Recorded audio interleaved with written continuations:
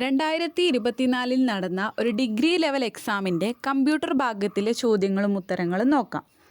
കമ്പ്യൂട്ടറിൽ boot-up programme hold ചെയ്യാൻ ഉപയോഗിക്കുന്ന മെമ്മറി ഏതാണ്? അതാണ് റീഡ് ഓൺലി മെമ്മറി, റോം.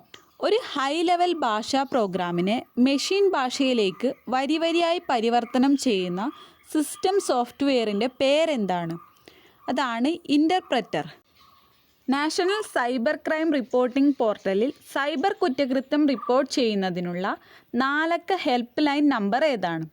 അതാണ് 1930. ICANN എന്താണ് സൂചിപ്പിക്കുന്നത്? Internet corporation four assigned norms and numbers.